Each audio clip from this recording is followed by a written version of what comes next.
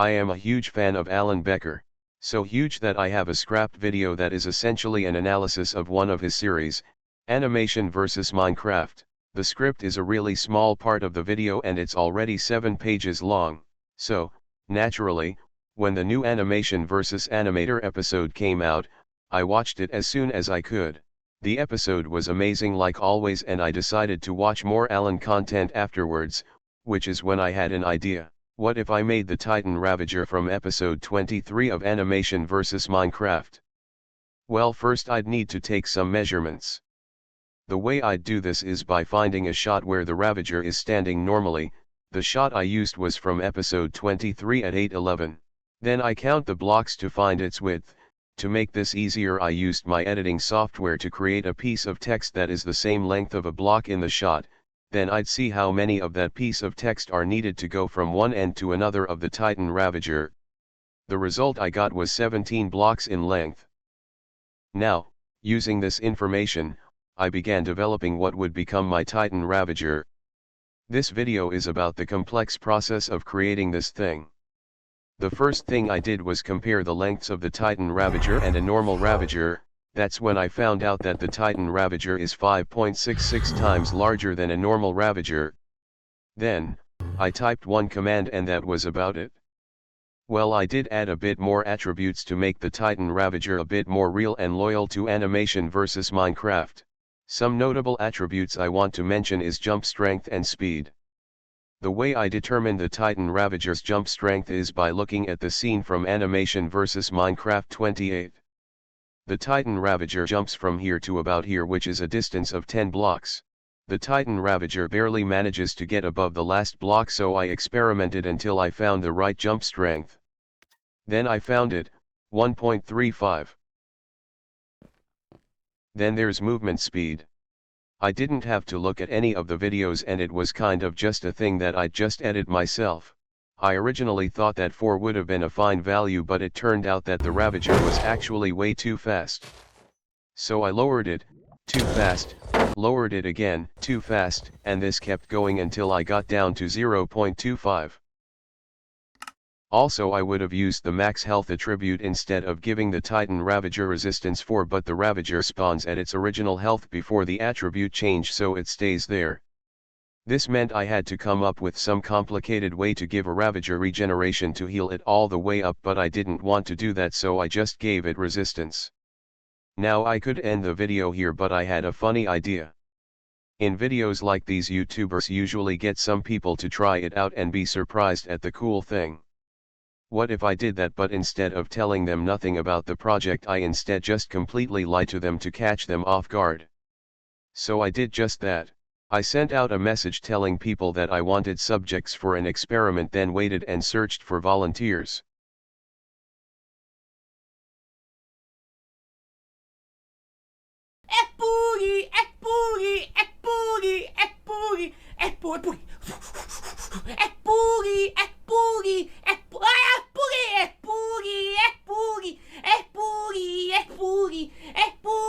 Mom, I think you should.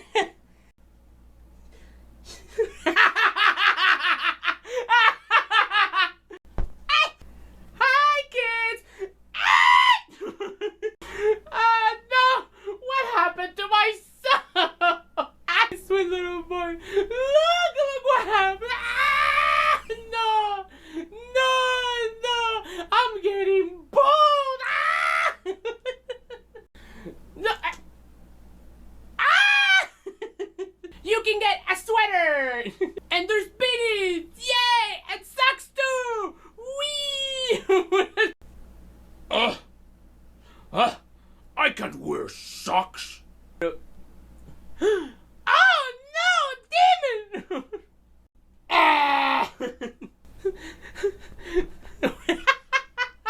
Mom, I think I'm fine.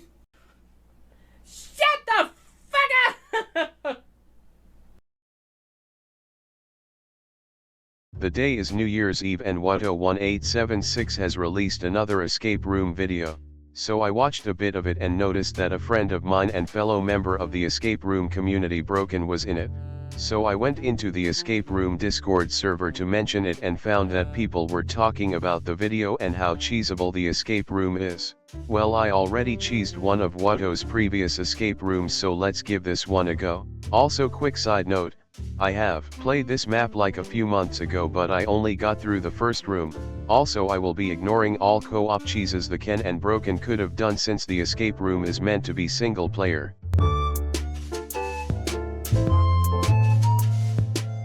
I logged into the world, grabbed the food stuff, and immediately got to damage boosting.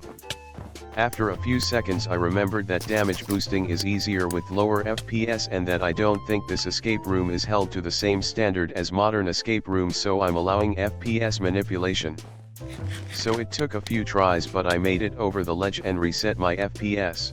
I ran down to the snow golem, then read and took the signs beside it. At this point I didn't completely remember what I did, so I decided to try dying by using null state to suffocate. Quick explanation for what that is. Anyways, moving on.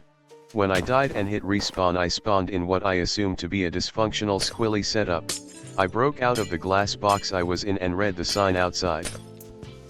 It said, "Well, dang it, I can't just be uncool."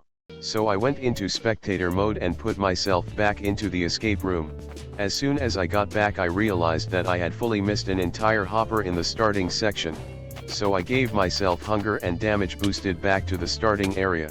I grabbed the sign I also apparently missed and got a book that was in the hopper I didn't see. The book was the mandatory introduction book that every YouTuber escape room has. Lol, he misspelled Broken's username. And whatever, I wouldn't be surprised if Broken didn't care. I damage boosted back over and actually started refiguring out the puzzle. Hey doctor, help me, I know this other cool doctors group you should be a part of. Oh wait, there are hoppers. I got 2 iron ingots and a slime ball, and I remembered an aspect of what I needed to do. I needed to make a fire resistance splash potion.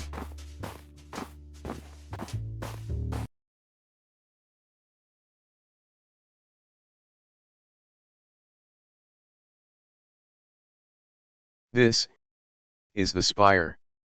It's the new gauntlet made by avatar.png. It's full of tricks, traps, and toilets for some reason.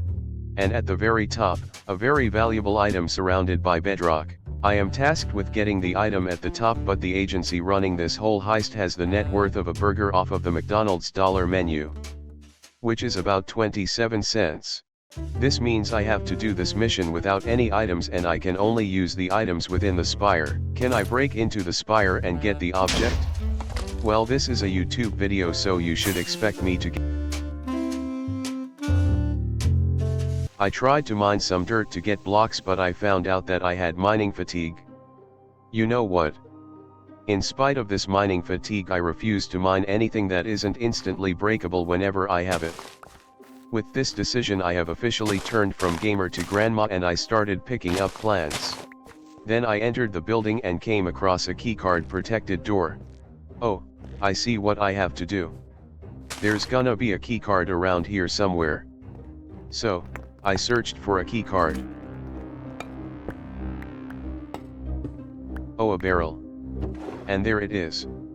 Wait, since this is a book, what does it say? Doesn't say anything interesting. Also, look, free glass. Wait, what? Do not read it, will void the keycard. I'm just gonna hope the panes are lying. Now for the moment of truth. Dang it. Well, there has to be another keycard around here somewhere, right? I searched and collected some flowers and pots along the way. That's when I realized I could use a certain trick. Wait, my internet's been worse lately, so I wonder if... Yo, no way. I originally thought the trick worked because of my bad internet, but after the recording I realized something.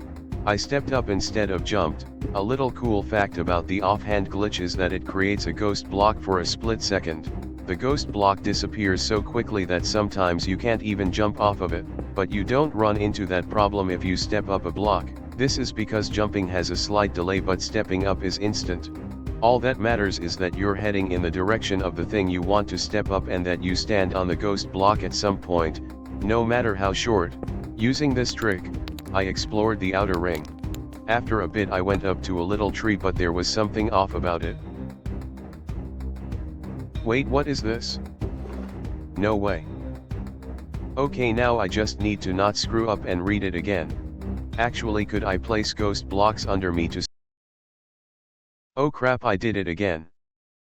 I don't know if there's any other key cards. Well, there's only one thing I can do now.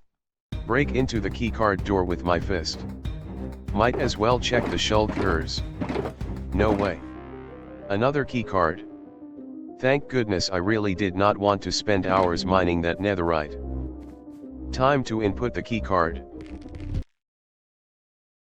Literally, how did I... Wait, my mining fatigue ran out? What? So it reapplies the mining fatigue when I step out. Oh nice, conveniently placed logs. Seeing that I no longer have mining fatigue, I will let myself break these. I'll craft a pickaxe and axe to break stuff and I guess a trapdoor if I ever need to crawl. Now if you watched my video on Canadian's bestest base, which I know at least one person has, one of those people being me, you know that it's pretty easy to just hijack a keycard system, basically so I've encountered a problem. I can't reach the dispenser. Well, I know from playing Path to Escape, you should totally go play both Path escape rooms that were made by Cactos, and this message is maybe not sponsored. I know that crawling can increase reach. Well, only increases reach downwards, but it still increases reach. So I tried crawling and breaking the dispenser and it worked, but not for the reason I thought. It worked because I can actually travel out further without getting mining fatigue when I'm crawling. A keycard system works by having a very specific item fill a hopper with a comparator reading it that is right on the verge of increasing power levels. Put even one more of that item in and then the keycard system activates. You can abuse this by replacing one of those specific items with more of a different item. So I did just that, and the door opened. After one full listen of Starfish and more than half of most of my videos, I have finally made it into the, I don't know, vault.